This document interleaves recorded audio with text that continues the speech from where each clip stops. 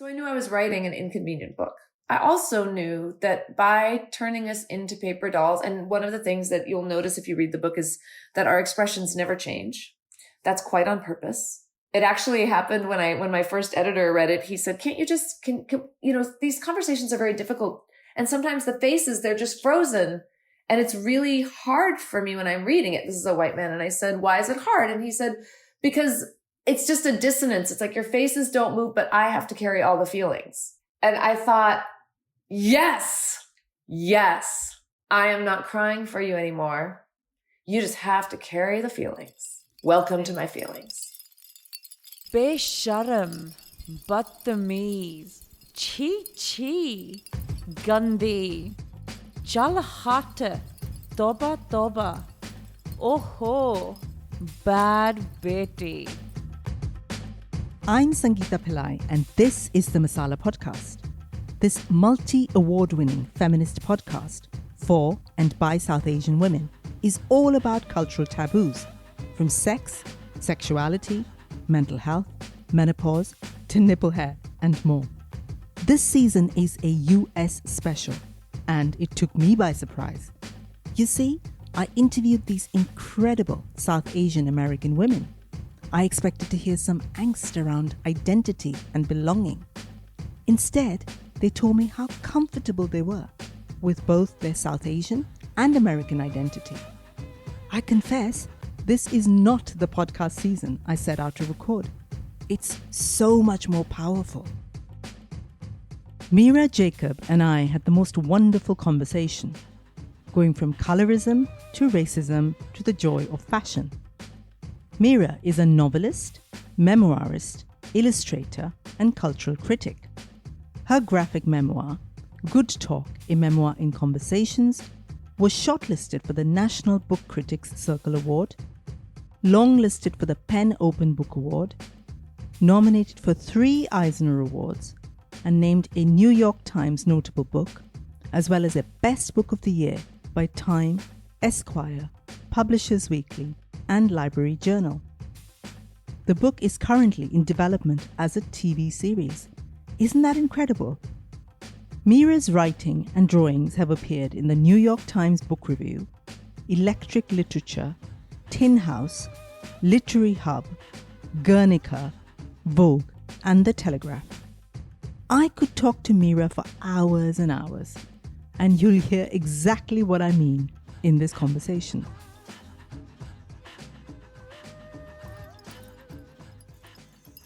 So my mother is an avid reader, and I mean, aren't all our mothers in a way, but also my father is a fantastic storyteller. And I think, they had an arranged marriage, and I've written about this. They didn't, to my mind, I should say, because I don't know what they think about it themselves, because of course we would never really talk about this. To my mind, they seemed to really fall in love 25 years into their marriage, once my brother and I were gone from the house. But the one thing that I always understood about them is that they were fascinated by each other's stories. Like the level to which they would listen to each other and save up their stories for each other and then sort of unfurl them across the dinner table was amazing to me. So that was sort of I think there's something really lovely about being brought up by storytellers, and in some way unstudied storytellers who just understand where the juice is on their own, right? Yeah. There's something gorgeous about that tradition. And then, of course, my mother introduced me to all of these, the Enid Blyton books that many of us were raised on to our own peril. All of the English mysteries. Famous. Once again, you will learn your invisibility in a really interesting way. It will inform your entire childhood. But those were the books I found first, right? Yeah. And then I think the first book that I ever found that I felt was even trying to speak to me, and the funny thing is it wasn't actually trying to speak to me, but it felt like it was for me, was Beloved by Toni Morrison. I had been absolutely interested in books before then, but I remember I stayed up all night to finish Beloved, which I'd started the day before, because I couldn't fathom that somebody had made that story, had written that story, and all of the places that it went in me. I wouldn't, I think that's that, by the way, is a book that I will still reread wandering into the contours of, because I'll never fully understand all the ways in which she made a world in that book, right? Yeah. But I did understand the thing that I often understand about Toni Morrison is that she was writing for Americans who never saw themselves represented. And she was writing to them, specifically Black Americans, as though their value was inherent and undefiable, as though there was not something they had to prove in her stories to be, how would I say this, just absolutely valued and cherished, right? Yeah. So that was not a gaze that I'd ever felt on myself before. And I understood that gaze wasn't directed at me. It was directed from her to them. But the warmth of that, the possibility of that gaze, I thought was maybe the most miraculous thing I'd ever come in contact with. Wow, that's so beautiful. It's taken me a moment to kind of let that sink in, because I think books and words have this kind of magical power almost. Even in my life, the way I grew up was quite difficult circumstances, but books were kind of the only way I saw another world. I saw this other world. And like you, I'd never seen a world like that or even imagined that world could exist.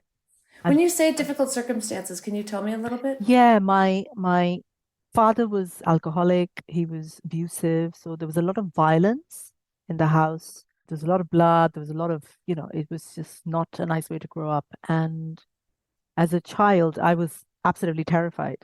I spent most of my time just kind of hiding into myself and terrified. I thought that was the only life that existed in the world because, as children, that you can only imagine that world, that universe that you inhabit. And that violence is so much bigger than it you, is right? Huge as a child. It's unimaginable, the scale of it. And books were my kind of salvation. I'd escape into a book, and for those whatever few hours that I was in that book, I would just be in that book, and that another world was possible that I wasn't living in. It was this other world, and I read all sorts of things from Enid Blyton to whatever. But the possibility of another life was what was for me what books were. And even now, it's so weird. Like books were safety. Even now, when I walk into a bookshop, my body immediately settles down. I feel like, oh, I'm home.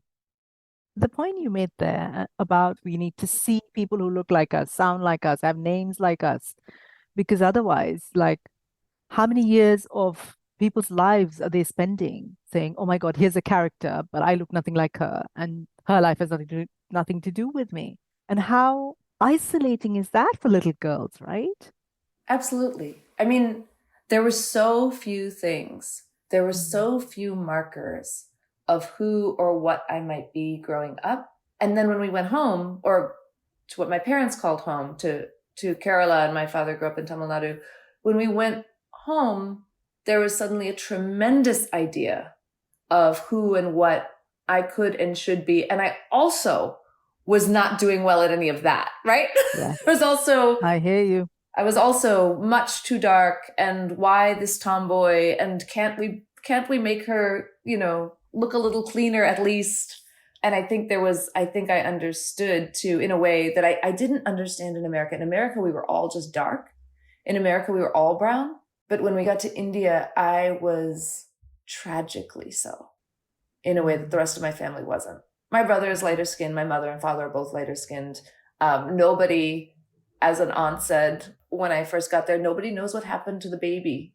Like, what happened? It all came to me. And I think I hadn't even realized that I was a different color than my family until then. And then suddenly it was all anyone could talk about. That's incredibly sad, isn't it? It was, just in the way that when I first heard them, and I wrote about this a bit in the book, when I first heard them talking about it, they were saying that I'm not fair. My aunties were saying I'm not fair. And I had no idea what that meant. So of course I went to my mother. And also I will say I was a tomboy and really good at sports. So I was like, I am really fair. I'm fair because I'm actually the best. And I said, they said I'm not fair, but I am fair, Mom. I'm always fair. And she said, oh, that's not what that means. But she also said, just don't worry about it.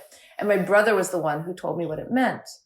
And then when I went and talked to my dad about it, he said, don't worry about what they're saying. You're a pretty girl. But then that was the first time that I understood what they meant when they said that I'm not fair, is that I was ugly. Oh. It was, it was sort of the sort of backward knowledge that you sort of put it together as a kid, where I was like, that's what's happening.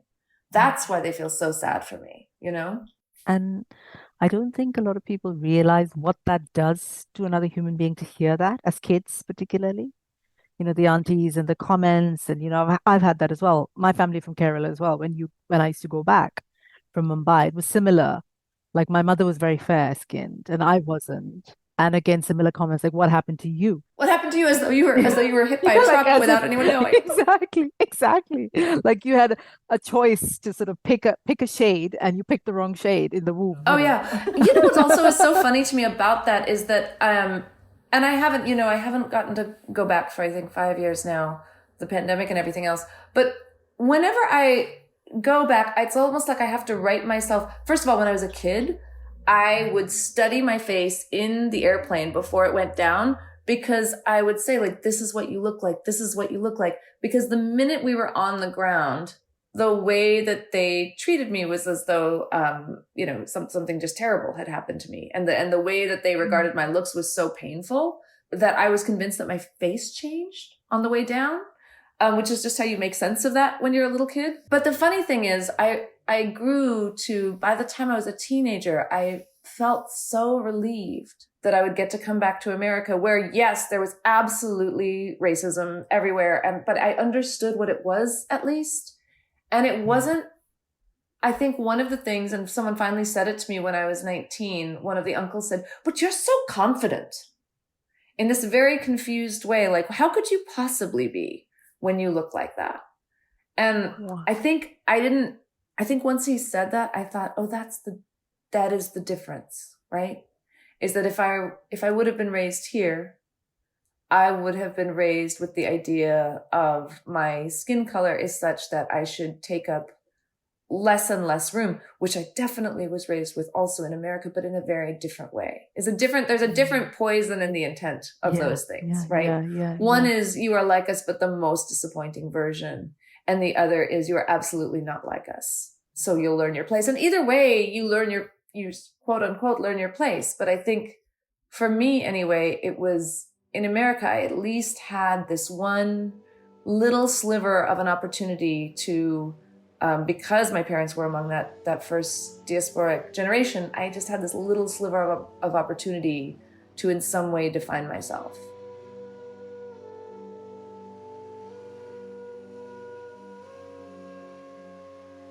Dark equals ugly in South Asian culture. My mother was fair-skinned. Her fairness played a big part in the stories my grandmother would like to tell. "Your mother was the color of golden wheat," she would say, all glowing eyes and wide smile. As if all that mattered about my mother was her fair skin.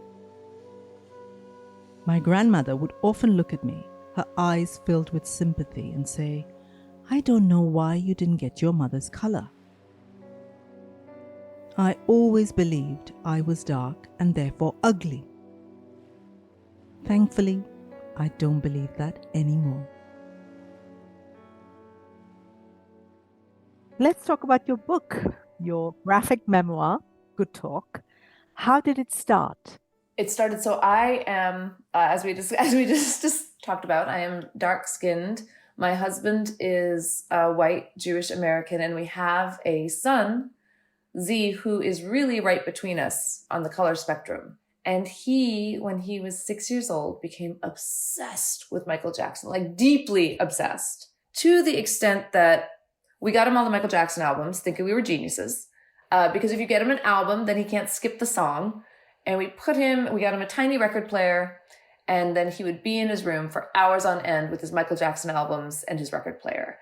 And what you don't think about when you are very busy believing you're a genius of a parent is that that child is looking at these huge pictures of Michael Jackson's face over the decades, slowly getting lighter and lighter and lighter and lighter. And he came out one day and he said, "Mommy, is Michael Jackson, is he brown or is he white?" And I said, "Oh, yes." So he's a Black American, which means his skin is brown. And then as he got older, he kind of, he turned white. And he said, he turned white? And I said,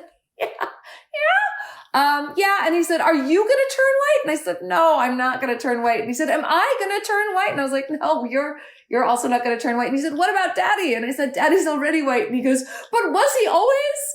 And it was just this hilarious moment where I realized I had just completely like screwed him up for life, right? Like, oh no, I've broken my child. Someone take him away. But what the other thing that he was asking about though was this really interesting thing, which is in America, because everything does sort very quickly along race and color lines in a very profound way. He was sort of asking like, where do I fit in? And that was also then what was unfolding in America was a young boy named Michael Brown was killed in Ferguson, Missouri. And that started a series of uprisings among Black Americans. It was on the news. He was hearing about it. He was getting the details confused. Yeah. His details were sort of like, I heard that someone was killed because he was brown by the police. His name was Ferguson. And I said, no. So I gave him the right details. But the other thing that was happening is that America at that point was sort of, it was like this thing that you always knew was there. And I think as an Indian American who had grown up here since the 70s, I always knew it was sort of in the background when 9/11 happened. And then Indian Americans and South Asians in general, anyone that looked vaguely like any of the terrorists, we immediately became this threat and were sort of treated as a threat. Once that happened, I understood, this thing that you've always feared, which is that this country could turn on you on a dime, that is actually true, right? It will happen and they will come for you. That reality was becoming very, very present in 2014 and 2015, which is when I started the book. One of the things that my son had asked me during that time was, what is it better? Is it better to be brown? What if like Michael Jackson liked being better? Did he like being brown or white? I said he liked being both. And he said, yeah, but what did he like better? And then he said, are white people afraid of brown people? Which is like the most, what do you say to that, right? And I didn't want to lie to him because my parents, I don't think they intentionally lied to me, but I think they certainly were really not prepared to be, I don't think they knew how to talk about what was happening to them in America. I think they wanted us to not be scared, and I don't think they knew how to talk about the ways in which they were treated sometimes. I didn't want to lie to him. So what I said when he said, are white people afraid of brown people, was I said, sometimes. And he said, how do you know which ones are afraid of you? And I said, you don't always, which was a terrible answer, honestly. Like, it was the real answer. And it was also, I knew I was being honest with him. And I also felt horrible that I had to say that to him in some way. But also I felt like, no, if young brown and Black boys are being killed in America, mostly Black, but certainly brown as well, then you have to know this. And I have to tell you, right? So then the one night when I was putting him to sleep, he said, is daddy afraid of us? And I said, no. But that's when I put him to bed, and I went and I just sat in the bathroom and I shook because it's a lot. I think we'd gotten married in a moment where I sort of was like, America is going to get better. We're going to become this other thing. I don't know how, but I'm always told that this is this country, the racism is done. So we're going to become this other thing. And by the time I have a son, it's going to be different. Well, whatever. The fantasy of that. I knew it wasn't true, but I didn't know how untrue it was until I had a child. So the way the book started is one day I was trying to write an essay about it, which is what I would normally do. I'm a writer. But by then, of course, if you're a brown woman and you publish things regularly, there's a horde of angry people that are so affronted by the idea that your reality would be different than theirs that their first line of defense is to call you a liar. And I'm used to people calling me a liar. I'm not used to people coming for my son. So when I was trying to write this essay, I just kept feeling all the ways in which they would decide that nothing he said was true, or maybe I hadn't used the right adverb when I was describing it, so everything I said was invalid. And so in a moment of complete frustration, I drew us as almost like paper dolls. I ran to his room. I got all those Michael Jackson albums. I put us on top of them. And then I wrote the conversation on a piece of printer paper and I cut it out in these big cartoony balloons and put it on top. And then I stood on my dining room table and took pictures of those conversations. And then I put them in order and sent them to a friend and said, I feel like I made something. Does this feel like something to you? And he was working at BuzzFeed at the time. And he said, I'll run this tomorrow if you let me run it. And I said, hold off. I do want you to run it, but give me a minute. And I kept working on it until I really felt like it was the right thing. And then we did put it up. And when we put it up, it went enormously viral, which I had a fair idea that it would, because I think so many of us have these questions about who am I and how do other people see me and how much danger am I in? And if I say I'm white, does that mean I'm safe? Is that just what you need to say? You know, how does this work? How does this completely insane system work? As told through the prism of Michael Jackson and his increasingly light skin over decades of being a highly visible person in America. What does that mean that he did that?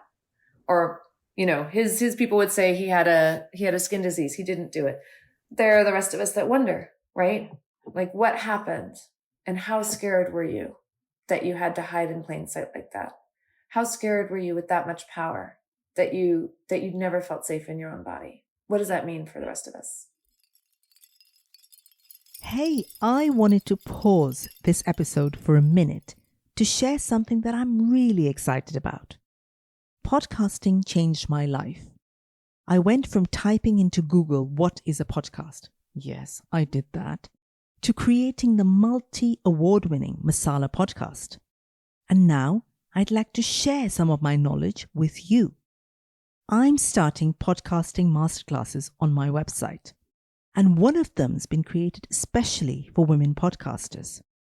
Just go to my website, soulsutras.co.uk, and look under courses, or email me at podcasting@soulsutras.co.uk, and I'll share details with you. I look forward to helping you on your podcasting journey. दिल चीज क्या है आप मेरी जान लीजिए, पर पहले थोड़ा सा अपने दिल को जान लीजिए। वो क्या है ना, दिल किसी मैनुअल के साथ नहीं आता, डूज एंड डोंट्स की कोई लिस्ट भी नहीं है। इसीलिए आपके सवाल और मेरे जवाब। हाय, मैं हूं एकता। सुनिए decode Dil, a Spotify original, episode out every Wednesday.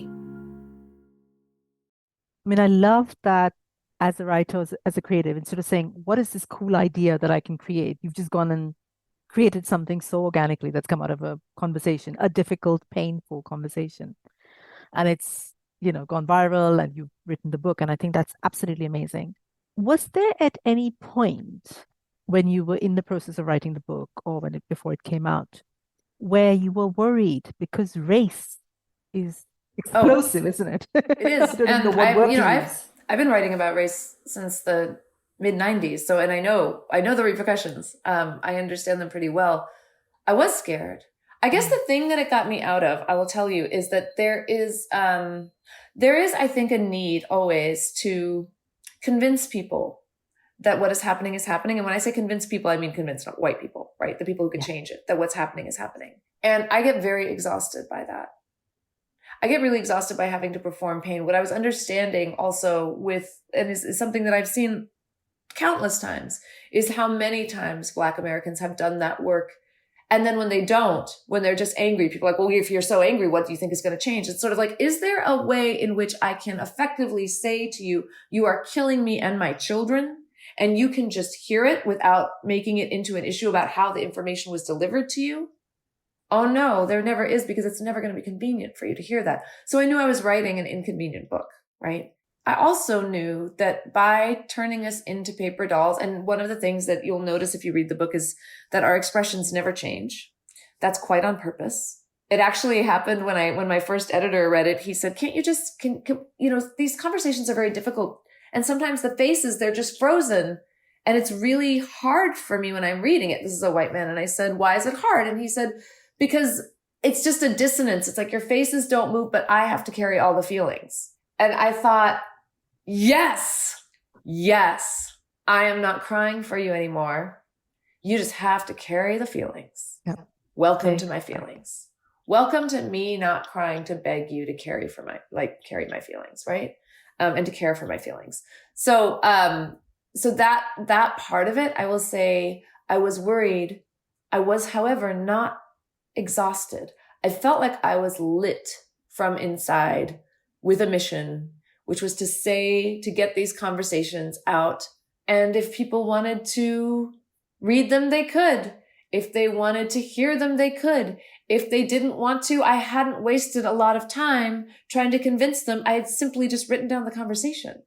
And something about that felt really exhilarating. Like, I felt like I was on fire every day when I went to sit down and work on this book. I felt like, yeah, what next? Let's go. What was the response like from people reading it? I mean, it was quite different from the Black and brown readers to the white readers. For the most part, so one of the most wonderful moments about touring with this book and about being out in the world with the book was how many people found me to tell me this is their story. And also because it's quite funny and also sad. I sort of live at this intersection of funny and sad. Yeah.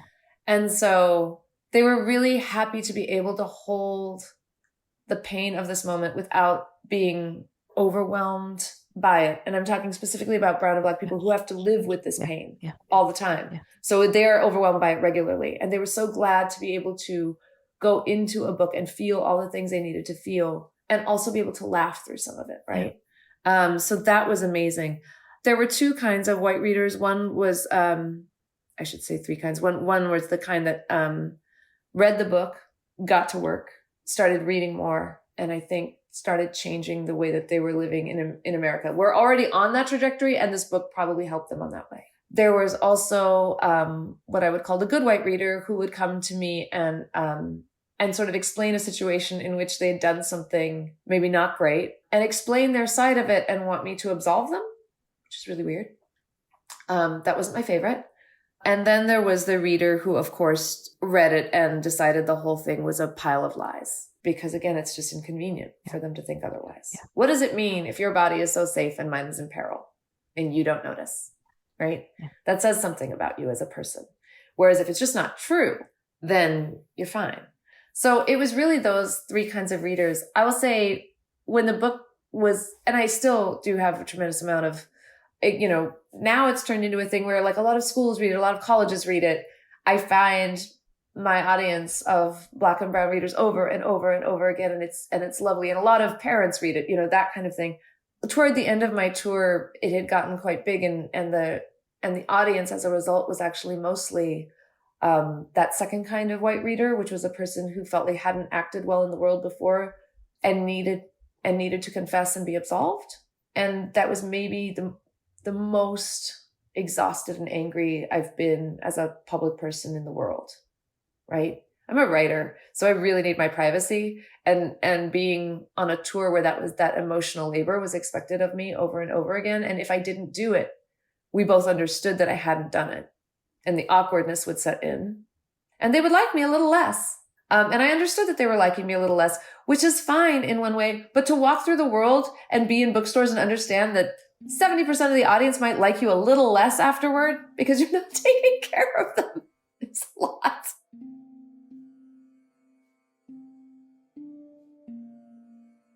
When I first moved to the UK, I lived in a small town in Surrey for a few years.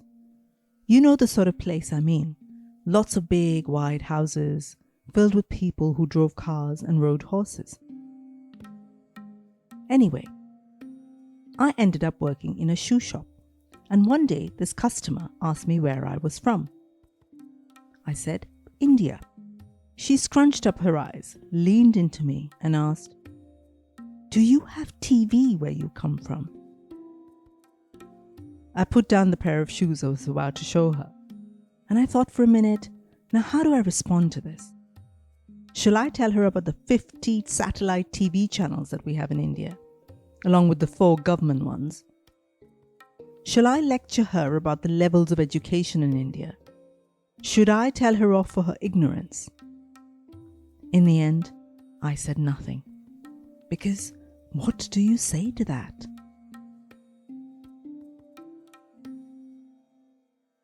So I really wanted to talk to you about motherhood. So motherhood in the culture that we both come from is a very kind of specific experience, what we grew up learning. From what I grew up learning, I don't know about your experience, but mothers as these kind of self-sacrificing beings whose entire lives revolved around their families, mothers who gave and gave and gave and never thought about themselves. That's the version of motherhood that I learned when I was a young girl. And that's what I saw my own mother doing. And I wondered what your experience was of motherhood then and motherhood now. So my mother came to America in the late 60s, and then in the 70s really was like just thrilled with the feminism that she saw all around her and what that meant. And at the same time, she was absolutely taking care of everything in the house before she went out and took care of herself, right? So it wasn't that she didn't take care of herself, she did, but she also made sure every single other thing was taken care of before she took care of herself. And I think that's the part that I really, I ingested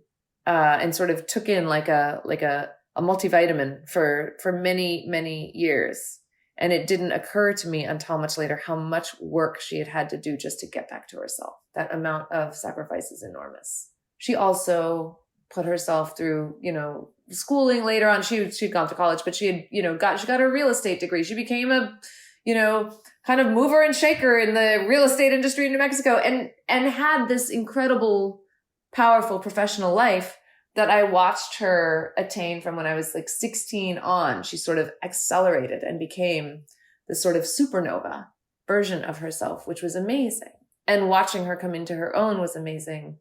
There were two things that I think I feel really lucky that my parents gave me. One was that my mother became this version, this very happy with herself version of herself as I was in my late teens. And watching her do that had an enormous effect on me. And the other is that this sounds so silly in the context of that, but it's true. My father always asked me a lot of questions about myself and listened to me as though we were strangers, as though he was just getting to know me and I was a very interesting person, which is such a gift. I don't know how to explain it any better, but like, what a gift, right? From a father, what a gift to be thought of as your own person, right? That's what his parenting was very much like, you are this being that has come to me.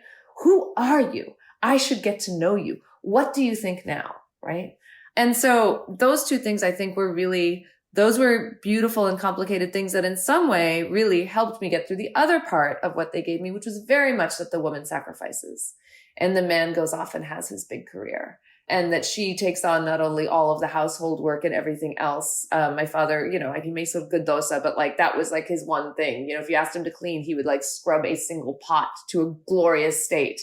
But he didn't have that thing of just how to do that level of keeping up a household. That my mother did that and ran a full business, right? So that the thing that they gave me, which was very much rooted in their tradition, was sort of offset by what they became in America. I find as a mother now, are you a mother now or no? No, I'm not. It's so funny because when I ask that question, I feel all of the aunties behind me standing in judgment. And I also have this urge to say to you, like, congratulations also, because I love that we can be in our lives and have the fullness of our lives and not live in the way that they did and not live as though it is some mortally missing part of us. Absolutely. So when I became a mother, I will say that it took me a long, and it's a constant self-correction. It took me a long time to not see every move I made toward having my own interiority that was quite separate from what I was doing for my partner or my child, to have it and be so devoted to it, to not view that as taking away something from them, to not view it as the zero-sum game that patriarchy views it as, right? Yeah, absolutely. To not view my own internal growth as something that should inherently belong to someone else. And if I'm taking it for myself, then I'm taking something away. I had to kind of talk myself through that a lot. I still do. I still find myself doing that. But I will tell you that I just came back from a month-long residency in which I wrote for 25 days, which is not anything I would have known how to do earlier in my life. It was really after publishing the first book and then the second book and realizing how much I needed this life that I started saying, okay, so you get to choose yourself. And that means you're going to miss a whole month of your son's life in this moment where you know he's going to be going to college and you'll regret every moment you didn't spend with him, except I don't. I'm so glad I had that month. Also, he called me all the time and we talked about things that he would never talk to me about normally, like his love life. It was great. But that thing of being on my own and being in my own body and not reporting for some kind of the many duties that women can report for felt amazing. I want more of it. I will have more of it. I love that. Absolutely love that. And I guess in there is permission to have it, what you've just said there. And that permission is never given to us. Never, ever, ever, Ever.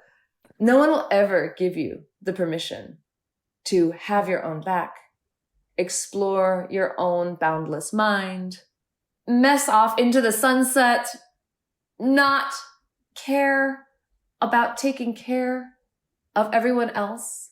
Yep. It is a glorious choice that you can make. It took me, I will say, 1.5 years of planning to be able to make that choice. I couldn't just do it. I had to take care of 1 million things so that I could do it, but I did do it. And it felt amazing.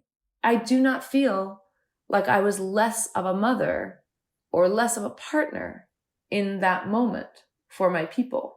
I felt like they were understanding the fullness of me, which I deserve. I always knew that I didn't want kids. It's a decision I'm totally comfortable with, but so many other people aren't comfortable with my comfort. I can still hear the questions of the various aunties and the responses I've developed in my own mind. Who will look after you when you're old? I will, thank you. And no, you can't have a child so that they're forced to take care of you. You know you will never find true love until you have a child. Well, there are so many different kinds of loves, and I'm sorry you only got to experience one. What if you regret your decision to not have kids? And what about so many women who regret having kids and society never allows them to voice that feeling? Well, it's not just the aunties. So many of my friends can't believe that I'm actually truly happy not having kids. So dear aunties and friends, hear this. Trust me, I am 100% happy with my decision to not have children. So I'd love to talk to you about this piece you wrote about turning 40 in Harper's Bazaar. So I read it this morning, and I was in a coffee shop and I was chuckling and almost like shouting out when I was reading your article. So my favorite words from your article are dried apricot vagina. I've actually written it down so I can repeat it to you. You know what's so funny? I was just thinking about that article today because so wait, we should give them some context, right? For where that comes up in the article. Yeah, please. That line specifically is about the way that I was taught that there was a binary for women, and you were either luscious and young or you were old. And I think the exact line I used was a Forest Wiccan with a dried apricot vagina, right?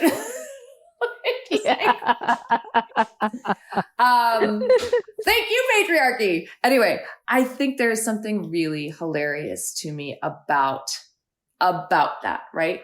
About this idea that suddenly you are wholly just like that, you go from being something that could be like coveted and luscious to something that nobody ever wants to see.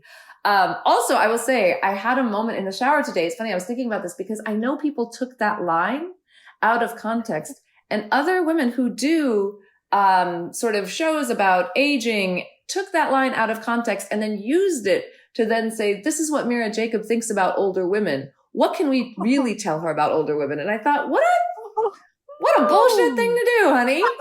Like, so you really took my sentence out of context in a whole piece that I wrote about the joy of getting older and changed it so that you could beef up your own brand and yell at younger women. Well, I hope that when I get older, that's not something that I'm going to do. I hope I would just read a woman for her true intentions and be able to interact with the actual words she's put on the paper rather than somehow marshaling this older woman versus younger woman thing, which I find so tiring. It's terrible. I really want to talk to you about aging because it's something, it's like this bee in my bonnet, and I think it is in yours as well. It's like this idea that up to the age of, I don't know, 20, we're desirable and we're this and we're fertile and we're all of these things. And the second we hit whatever you want to call it, 40, 50, I've just turned 50 this year. You just turned what, 50 this year? Yeah. Congratulations, me too. Yay! Yay. 50-year-olds. Yay for us. Mm-hmm. And it's like literally, I don't know if you felt this.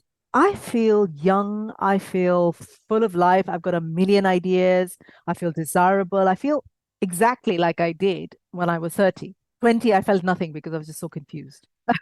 You know, so this idea that somehow our value in the world evaporates the second we turn 40 or 50 or 60, whatever the marker, and that somehow we must spend the rest of our days trying to be beautiful, fixing up our faces and our bodies and our hair and our makeup. And we must also lie about our age. And if someone says to you, oh, how old are you? And you go like, coyly sort of don't answer the question. All this bullshit, really pisses me off that somehow aging, which is the most natural, beautiful process in the world and comes with a lot of advantages, which we'll get to, has somehow become this thing that we're at our expiry date or something. Please talk about this. I mean, I find it completely absurd for so many reasons, but I think, and I do talk about this in the piece, I think society has a vested interest in making sure that women are terrified of this thing, because God forbid we know how great it really is. God forbid we know that it's actually fine, right? Sure. There are things that happen with aging. Sure, you can have medical stuff. You can have all sorts of things. You can have those, by the way, at any point in your life. There's also this other thing that you can often come into, which is the whole knowledge that you are absolutely capable of deciding what to do with your time and your mind and your life. And you're quite good at it. And you make good choices, and you have good friends.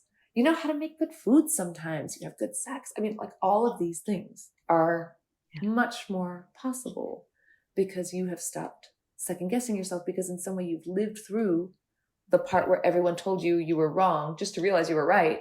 And so now you kind of start from the place where you're like, I'm probably right about this. Well, let me go and see, right? There's something amazing about that. I also will not lie about my age. I've been told to several times. And it's always so funny to me when people say it. It's usually Hollywood people that say, you really don't have to tell people how old you are. No one would ever guess. And I feel like, but I want them to know. I'm delighted to be this age. How much have I lived through? It's amazing. I think I'm astonishing. I think you're astonishing. I think the fact that women make it to this age at all and can live in this way is amazing, right? And I'm always telling this to my friends who are worried when they're turning 30 or they're turning 40. They're like, what does it mean? And I'm like, it means that wonderful things are coming. And I had my series of women that said the same thing to me about 50s and 60s. And, like this feeling. And now I have this other generation of women, my mother and her friends, that have told me the same thing about, they said, 75 is really something. I love that. Which I really love. And, and that's not to say it's not complicated. This thing you said about looks, what I find myself thinking about a lot lately, I don't know if you think about this, but one of the things that I see a lot of women my age who have done a lot of things to change their faces. And I'm not judging that. I think when you are quite literally brought up to believe the only value you have in the world is the way you look, then whatever propels you to try to keep that safety, I'm not judging that. I know this is such a weird way to say this, but I would like to go down with this face. I'm trying to just embrace all the things of, okay, so my cheeks aren't as full as they used to be. Oh, my eyes are going a little lower than they were. Okay. Just trying to kind of let that go, while also being just as excited as I ever was about, I love clothing, for example. I'm not great at makeup, but I love watching makeup tutorials. I don't know why. I find it really fun. I wish I could do any of it. I think it's fascinating. Like these parts of decorating as a woman, which I think are really, really fun. Yeah. And kind of feeling, putting the feathers out, that thing. Yes. The beautiful unfurl. I love that still. So engaging with it and trying to really hold to myself when it feels like it is productive for me, when it feels like it is expansive for me, and when it feels like I am chasing something that is growing shorter and shorter in supply and making myself miserable. And it is a lot to sort of think through that, right? It's not, I don't have a lock on when I'm doing one or the other. I have to be quite vigilant with myself about it so that I don't make myself miserable. So I don't find myself, doing things like trying fad diets to achieve a size I've never been in my life. Something like that. I have to kind of stay on top of it. But to me, it's like it's a new area again to be curious about. And I am understanding that I am less visible to men and many women. But there's also a subset of people that are absolutely looking for me, which I didn't count on, which is really interesting. Wow. There's also, I know there are women that are maybe 10 years younger than me that are really looking at me right now and saying, tell me about this, right? And so I feel like I'm going to show up for them. I'm going to show up for them and tell them exactly how old I am. And I'm going to say it numerous times. I'm going to say it every single time I'm interviewed. I often say when I'm interviewed, yes, I didn't even get my first book published until I was 40, because it is so essential to me that specifically Black and brown women, who are often not given any sort of quarter in this industry that now thinks itself so diverse, that they understand that it took me that long to even get to the point of getting published when I had been trying for 25 years. And I do not consider myself a failure by any means for it taking that long. So I guess what I would say about all of this is that I am very loud about my age now, and I'm sort of rectifying with what it means to become less visible in some arenas and more visible in unexpected ways. Something you touched upon earlier, and I wanted to talk to you about sequins. Yes. Shiny dresses. Yes. What was that? Unfurling of the feathers, I think is what you said. I love that. Now, again, that's something I've only started to do. So my 50th birthday, I had this really shiny sequin blue dress. Like I was the shiniest thing in the room and I loved it. And I had this shiny tiara and I had this all out and I loved every moment of it. I love your rainbow colored dress. Oh my God. It's such a gorgeous dress. So I also, then we will tell, I also, when I turned 50, got myself this rainbow sequin dress from, I think it's Le Blanc, London is the way I say that. So it's not, and somebody sent it to me saying, I feel this dress is you. It's much more expensive than a dress I would normally buy for myself, but I bought it immediately. It is the most amazing dress in the history of dresses. I think you've seen it on my Instagram. Because it is more expensive than something that I would normally buy, and because it is rainbow sequins, i.e. you wear it once and everyone has seen it, I have made a promise to myself that I will wear it 10 times this year alone. And so I just keep pulling it out. I just keep wearing it. I mean, I just keep going to events and being like, yes, it's me again in my dress, which somebody called me. One of my friends called me the gay alien of the future. I'm bisexual. So it was just sort of a joke about, here you are in your full glory. You are finally yourself. And I loved that. I love that idea that that's what I'm showing up as, but it feels amazing to wear that dress. Yeah. It's such a sensual dress. It's so beautifully made. I feel, and I wouldn't have been able to wear it in my 30s. I wouldn't have been able to wear it in my 20s. You know why? Absolutely. I think because, first of all, the attention that I would have gotten would have terrified me, as it does any woman who sort of actively decorates herself and goes out into the world. And the rudeness that I would have received, or the lecherousness I would have received, would have been a punishment. Whereas now, the lecherousness that I receive is just hysterical. Especially when I yell, thank you, it's my 50th birthday dress. And then they die on the spot and start freaking out and having, spasms about what does this mean about them. And I'm like, yes, take it to therapy, buddy. You liked a 50-year-old woman. Yeah. You told her you liked her ass. That's what just happened. Oh, the cringe. Oh, I'm your mother's age. Oh, the cringe. I love that. Love that. But yeah, I feel like maybe if there's an institution that we can found a totally frivolous and ridiculous one that we could found together in the future, maybe it would be sequin dresses for all South Asian women over 50. Oh my God, I love it. Let's do this. Is it your 50th birthday? Like the founding members. Have a Here sequin you dress. go. Meet us on the corner. We'll get you a drink. Exactly. I love it. But it's so true what you said. Like, in my 20s, I would have never dared to wear something like that. Because what is that saying? That's saying, look at me. I'm beautiful. I'm shiny. I'm desirable. Look at me. I'm standing up, right? Here for you to look at. That takes an insane amount of self-confidence. I hate that word, but belief in yourself that you have the space to take up in the world. Tell me, Mira. So you're sitting here, you're Mira, 50 years old, right? There's 7-year-old Mira sitting in front of you. What do you say to her? I would tell her, you are going to be a writer. And 2 things you should know about that. You will not feel like you are a real writer until you are published when you are 40 years old. But by the time you are 40 years old and one day past the publishing, you will understand that you were a writer the whole time. The knowledge is going to come in like that. Don't be disappointed about what the journey is going to be. It's going to come to you in the end. This thing that you so want to be, you will become, and you will know how to hold it. Those will happen at different times. And it will happen in a way that you would have never imagined possible. I really love that.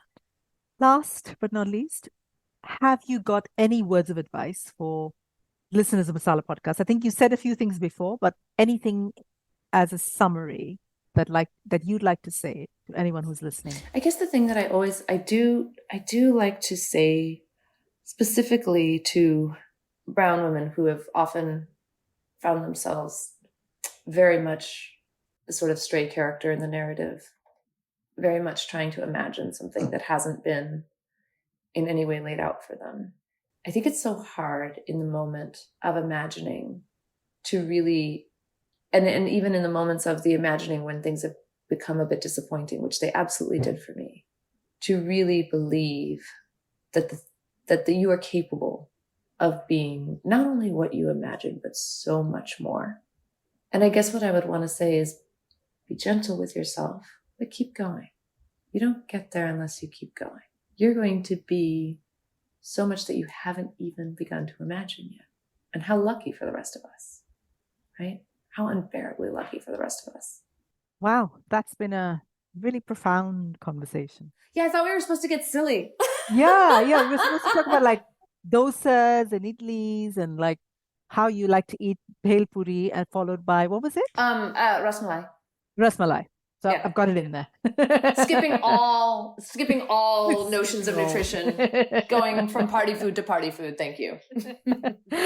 Thank you so much, Mira, for being as open and warm and lovely and gracious as you have been. It was so much fun to talk with you. joy. So I really do hope that I get to meet you when you come. I hope that we do have, even if it's not the fancy party, maybe we can just go get bhel puri and rasmalai. Oh, I'm for it. Okay.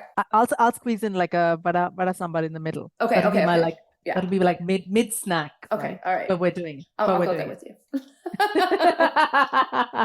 it. Thank you so much, Mira. Of course, it was wonderful to talk with you. Thank you for listening to Masala Podcast.